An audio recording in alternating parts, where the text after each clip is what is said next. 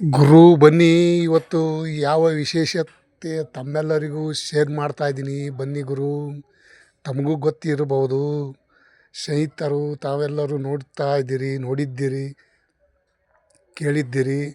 ವಿಶೇಷ ಅಂದರೆ ಶ್ರೀರಾಮ್ ಮಂದಿರ್, ಅಯೋಧ್ಯ ಶ್ರೀರಾಮ್ ಮಂದಿರ್ಗೆ ಆಗಮಿಸಿದ್ದೆವು ನಾವು ಇವತ್ತು.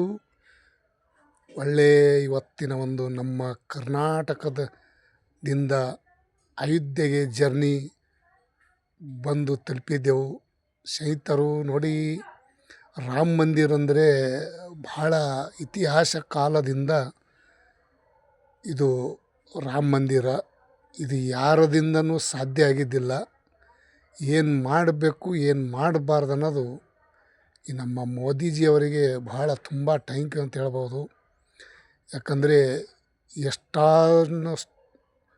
ಅಷ್ಟೊಂದು ತಲೆಯಂತರ ಕಾಲಾಂತರ ಕಳೆದು ಹೋದಂಥ ದೇವಸ್ಥಾನ ಶ್ರೀ ರಾಮ ಮಂದಿರ ಎದ್ದು ಕುಂತಾನಂದರೆ ಬಹಳ ಒಂದು ನಮ್ಮ ಇಂಡಿಯಾಕ್ಕೆ ಹೆಮ್ಮೆಯಾಗಿದೆ.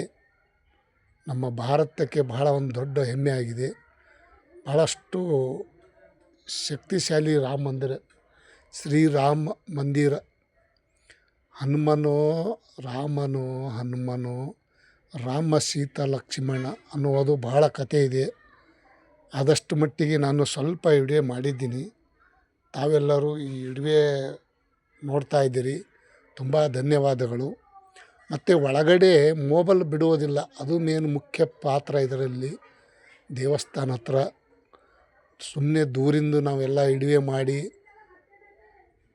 ನೋಡಿ. ರಾಮ ಮಂದಿರ ಅಷ್ಟೊಂದು ಶಕ್ತಿಶಾಲಿ. ನಮ್ಮ ಇಂಡಿಯಾಕ್ಕೆ ಏನೂ ಆಗುವ ಸಾಧ್ಯತೆ ಇಲ್ಲ. ಸದ್ಯಕ್ಕೆ ರಾಮ ಎದ್ದು ಕೂತಾನಂದರೆ ಬಹಳ ಒಂದು ಖುಷಿ. ಆದಷ್ಟು ಮಟ್ಟಿಗೆ ಜನಸಾಗರ ಬಹಳಷ್ಟು.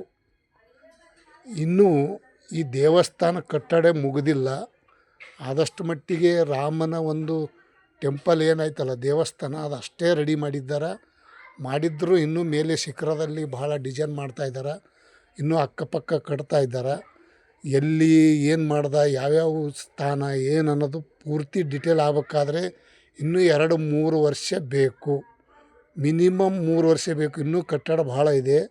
ಸ್ನೇಹಿತರು, ಆದಷ್ಟು ಮಟ್ಟಿಗೆ ರಾಮನ ದರ್ಶನ ಮಾಡಿದೆವು. ಒಳ್ಳೆಯ ಶಾಂತಿ ನೆಮ್ಮದಿ ಮನುಷ್ಯಗೆ. ಸ್ನೇಹಿತರು, ತಮ್ಮೆಲ್ಲರಿಗೂ ಸ್ವಲ್ಪ ಆದರೂ ಸ್ವಲ್ಪ ವಿಡಿಯೋ ಶೇರ್ ಮಾಡ್ಬೇಕಂತೇಳಿ ಮಾಡ್ತಾಯಿದ್ದೀನಿ. ಹೆಂಗಂದರೆ ಒಂದು ಖುಷಿ. ನಾನು ಮನಸ್ಸಿನಲ್ಲಿ ಅಂದ್ಕೊಂಡಿದ್ದೆ, ನಾನೇನು ಹೋಗ್ತೀನೇ ಇಲ್ಲೋ, ರಾಮ ಮಂದಿರ ನಿರ್ಮಾಣ ಆಯಿತು, ಸ್ಥಾಪನೆ ಆಯಿತು, ಎಲ್ಲ ಆಯಿತು.